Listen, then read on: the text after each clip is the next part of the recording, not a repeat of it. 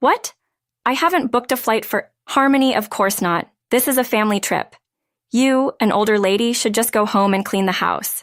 If the house is dirty when we return, you'll truly be out of the family this time. I'm stunned by Nancy's words. I was looking forward to today's trip, coming all the way to the airport only to find out that my flight wasn't booked, and I can't go. I've put up with Nancy's unreasonable behavior for so long, enduring it because she's family. I've forgiven Nancy. I'm appalled that this is the result. I thought we were family, but it turns out I was the only one who thought so. Nancy clearly stated that she doesn't consider me family, so I should act accordingly towards someone who's not family. Alone, thoroughly, that's for sure. Deciding this, I went back home. My name is Harmony, a 64-year-old housewife. I live with my husband, Raymond. We have a son, Spencer, who married a few years ago and started his own family. This is the woman I want to marry. That's how Spencer introduced Nancy. They were colleagues at work, sporting and competing with each other since they got employed. Eventually, Nancy became an indispensable part of Spencer's life, and he decided to marry her. That was my first time meeting Nancy, a woman with a charming smile and a solid character. I thought she would be a good match for Spencer. I believed a new happy life was starting for them. Spencer and I, along with my husband, lived together. Spencer suggested it to support us in our old age, but it was the beginning of a tragedy. That day, I was enjoying a coffee break with Nancy. I served baked goods I received from a friend and made coffee. We chatted, but Nancy seemed dissatisfied. "This pastry isn't very tasty. Are you saying offering me this, Harmony?" After Nancy's command, I tasted the pastry myself. However, I found it delicious. It was from a renowned pastry shop known for its long queues. My friend had waited in line especially for me. There was no way it wasn't delicious. "If it doesn't suit your taste, I'm sorry. But this pastry is from a shop famous for its queues. My friend specially got it for me. It's unlikely to be bad." Indeed, I found it delicious, so I couldn't agree with Nancy's opinion of it being unpleasant. It was a perfect match with coffee and not too rich, making it easy to eat. That's why I got upset and confronted Nancy. "Are you challenging me, Harmony? That's brave. Who is it living here under whose roof? I can report to Spencer about your harassment." You know, I had no intention of harassing her. I merely stated the facts. Yet Nancy threatened to report me for harassment. Normally, I would have clearly stated such threats were wrong, but what if Spencer believed Nancy's words? The thought of him believing Nancy's lie about me harassing her scared me, and I couldn't say anything more. When I fell silent, Nancy seemed pleased and didn't say any more harsh words, continuing to enjoy the coffee break. I noticed Nancy eating more pastries than me, despite claiming they were untasty.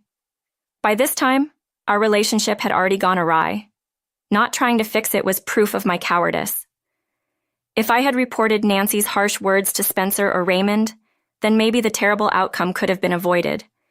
But I was too afraid to break the family bond, so I did nothing and didn't even think of doing anything, even though I knew it would lead to a terrible result. Nancy's selfish actions didn't stop there. One day, she dressed up to go out. That itself wasn't a concern, but there were still household chores to be done. "I'm going out for tea with friends. Please handle the housework alone, Harmony." I was taken aback by Nancy's words. Originally, there was a rule about household chores. The rule was that Nancy and I, both housewives, would share the chores. Now, Nancy was about to break that rule. "Isn't that against the rules? We need to do our share of the chores properly."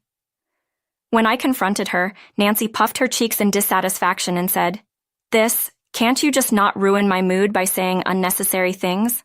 I'm about to go enjoy myself, but you're right. The housework isn't done yet."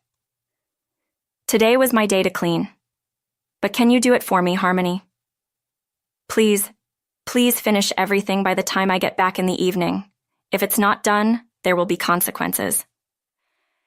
It was already past noon that day, yet I was expected to clean the entire house from that point, which was too much. Finishing it by evening was an unreasonable demand. That's impossible. There is no way I can finish everything by evening. I clearly told Nancy that it was unfeasible.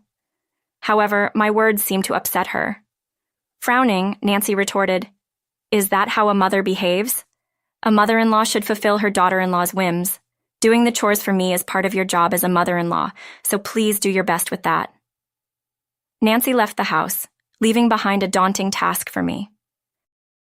I worked hard all day. It seemed Nancy had been neglecting her cleaning duties for the past few days, making it a tough job. Although it was difficult to finish by evening, I desperately managed to complete it. Just as Nancy was returning, Nancy seemed dissatisfied with it, but I was relieved it was over. I had been trying to get along with Nancy, enduring her unreasonable demands. Even when faced with an impossible challenge, I persevered and somehow managed to overcome it. Recognizing my effort, Spencer invited me on a trip.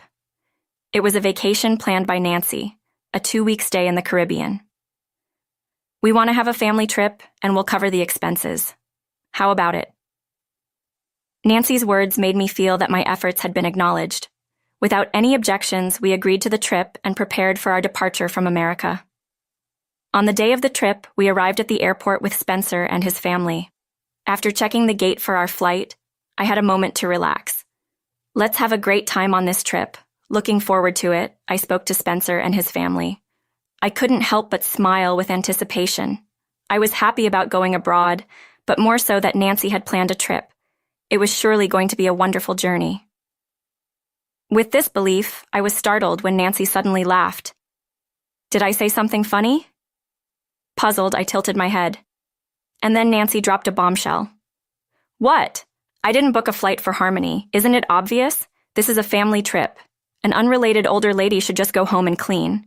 If the house is dirty when we return, I'll really kick you out of the family. I was shocked by Nancy's words. Not booked on a family trip flight? Wasn't this supposed to be a family vacation? No. Nancy had just excluded me from the family for petty reasons like being annoying or disliked. That realization brought a surge of indignation. So I devised a plan to make Nancy regret her actions. Understood then. I'll go back. I'll make sure the house is clean, so don't worry, I firmly told Nancy. The cold tension between us left Spencer and Raymond looking somewhat panicked. I had been silently enduring alone, but that ends today. As instructed by Nancy, I left the airport, but I hadn't given up on everything. I had a special plan in mind. To execute that plan, I returned home. Once home, I started cleaning as I was told. However, the cleaning was more thorough than usual on that day. I took care of various procedures first. I reserved a weekly rental apartment. Then, after having movers transfer all the furniture there, I thoroughly cleaned the house. I vacuumed the dust, mopped the floors, and even reapplied wax. If I was going to clean, it had to be done thoroughly. So thoroughly that it would be as if nothing had been there. Once the cleaning was done, I left the house and moved into the weekly rental. The next day, I visited a real estate agent. I decided to demolish the house and sell just the land. I completed the procedures for that. It seemed it would take about a week to demolish the house. Since Nancy and the others would return in 2 weeks, there wouldn't be a problem. I waited in the weekly rental, counting the days until the house would be reduced to land. A week later, I received confirmation that the house had been demolished as planned. I went to see the site where our house once stood. There, the land was completely cleared, with no trace of the house left. While I felt a twinge of sadness, my sense of satisfaction was greater. My preparation for revenge was complete. Now all I had to do was wait for Nancy's reaction upon realizing the current situation. During the remaining week before their return, I searched for a new house, anticipating their comeback. A week later, Nancy and the others were due to return. By then, I had already found a candidate for our new home and was just waiting to discuss it with Raymond. While relaxing at home, my mobile phone rang incessantly. I had a hunch who it might be from, but I checked anyway. It was Nancy. Hello, what's the matter? Honestly, dealing with her was a hassle, but my revenge wasn't over yet, and I was curious to hear her reaction to the state of the house. So, I answered the call. Nancy's voice was full of unusual tension, almost accusatory. What do you mean? What's the matter? Where are you? The house is a disaster. Come back quickly. It seemed they had already arrived home. They must have seen the barren site and called to ask me what had happened. I just cleaned it because you told me to. What's the problem with that? Did I do something wrong? I had merely cleaned. You told me to clean or else I would be punished, so I made sure it was spotlessly clean, leaving no trace behind. Yet here she was, angry at me, which was quite expected. Sure, I told you to clean, but I never said to go this far. Are you out of your mind? Everything is gone. We can't even live here now. Indeed, it was impossible to live there now. Nothing was left, just a vacant plot of land, and that land was already on the market, no longer ours. I cleaned because you told me to. If you're so unhappy with what I did, why don't you buy the land and build a new house, though? I doubt you and Spencer, who couldn't even live without relying on us, could afford to do that. Actually, our living together wasn't just about worrying for our old age. The truth was Spencer and Nancy were struggling financially. Spencer's salary was quite low. It was all due to the economic downturn. Until Nancy left her job to get married, Spencer's salary was decent. But then, a pandemic hit, leading to a recession, and his salary was significantly cut. That made it difficult for Spencer to sustain a living on his salary alone. Spencer had suggested Nancy find a job several times, but each time, my dream was to be a housewife. She refused, saying, in that situation, the only person Spencer could rely on was me. When I heard about their struggles, I immediately decided to live together. Living together would mean I'd pay the monthly $22,000 mortgage, easing their burden of rent. And honestly, we were financially comfortable, so I didn't plan to charge them for living expenses under the condition that they make efforts to improve their situation. We agreed to cover all their living expenses. That was the reason for our cohabitation. I had no idea about any of this. I never knew Harmony had so much money. I just assumed you were living off a pension, said Nancy. Indeed, what I did isn't something a normal person could do. $2,000 a month is a considerable amount, and only those with substantial financial means could afford it. Not to mention, I was also covering Spencer and his family's living expenses, which would amount to a significant sum. But I could afford it because, actually, my family runs that famous corporate group. My nephew is taking over now, but remember, my father passed away last year. We have more money than we can ever spend. Yes, my family has been chairing a well-known corporate group for generations. We are a family of wealthy individuals. From birth, I had access to a substantial amount of money. And after my father's death last year, I inherited a fortune that I couldn't possibly spend in a lifetime. That's not fair. Why didn't you tell us? We're family, aren't we? Hearing that I'm wealthy, Nancy yelled in panic. Why didn't I tell her? Because we're not family.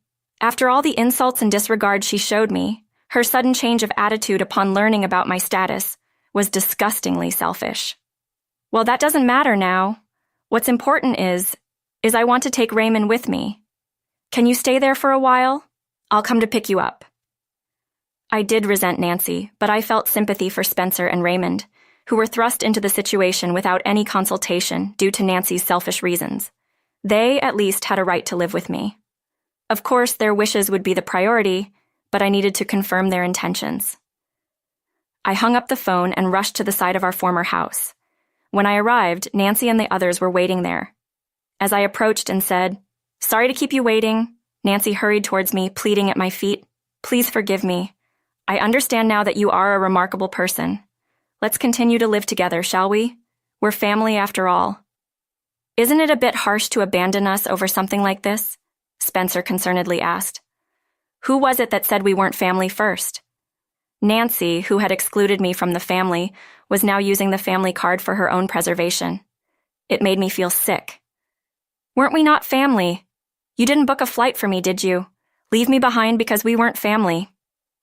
Nancy had firmly stated we were not family when she didn't book my flight. But now, suddenly changing her tone to, "We are family," was utterly deceitful. That was just a prank. Isn't it a bit narrow-minded to take it seriously? "I wasn't serious. Just a prank," Nancy attempted to explain. "Was that supposed to be a joke?" I asked, incredulously. When the family trip was proposed, I felt genuinely relieved. I was ready to forgive all the terrible things Nancy had done up until that point. But that trust was betrayed. Nancy herself betrayed my feelings. I couldn't just let it go as a mere prank. "I'm sorry, Nancy, but I can't forgive you, no matter how much you apologize. Even if it was just a prank, I never will." So please, give up, I said firmly. I just couldn't take it anymore. I had tried to be part of Nancy's family, endured being burdened with housework, and even tried to stay positive despite her complaints. And in return, Nancy betrayed me mercilessly. She made it clear at the airport that we weren't family. All my efforts were in vain. No matter how much I considered Nancy family, she never saw me the same way. It was a painful reality, a fact I wanted to turn away from. But I couldn't escape it. My heart couldn't bear it anymore. I've tried my best so far to live together as a family, to fully accept you, Nancy, but I can't do it anymore. So please, please give up, I said decisively. Upon hearing my words, Nancy slumped down. So this is it, she muttered, exhausted. Spencer, concerned, called out to Nancy, but she gave no response. Honestly, I thought it might bother the neighbors, but I had no intention of dealing with Nancy any further, so I decided to leave her there. After confirming their intentions, both Raymond and Spencer said they wanted to come with me. So, I got them into the car, planning to head to the weekly rental apartment, when Nancy, who had been dazed until then, rushed over with a desperate look. Please don't leave me behind. I can't do without you. If you leave me like this, she clung to me, begging, but my mind was made up. I had no intention of taking Nancy with me. I'm sorry, but please give up. I only want to live with Raymond and Spencer. You're not family, Nancy, so it makes no sense for us to live together. It's absurd to support someone who is not family or live together.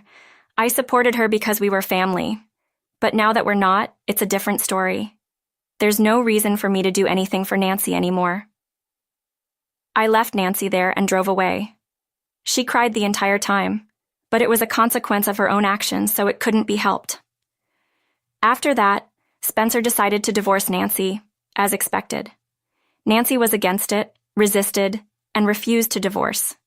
However, when Spencer hired a lawyer and took it to court, it was revealed that Nancy had been misusing the living expenses, and the divorce proceeded smoothly. Of course, the misused money was claimed as compensation in the divorce settlement. It turned out Nancy didn't have the means to pay, but Spencer was firm and demanded repayment. Nancy tried to return to her parents' home, but Spencer had informed them of her actions beforehand, and outraged by her unreasonable behavior, her parents disowned her. Apparently, Nancy has been kicked out of the house. Now she lives alone, working day and night to pay off the compensation. Meanwhile, the three of us, Raymond, Spencer, and I, are living happily. After discussing it together, we moved to a new house and now enjoy a relaxed life. The issue with Nancy escalated more than I imagined, and I still feel a bit sad about missing the family trip to make up for it. Spencer planned another trip to the Caribbean for us. I want to travel as much as possible while I'm still healthy. I'm endlessly grateful to Spencer for fulfilling my wish.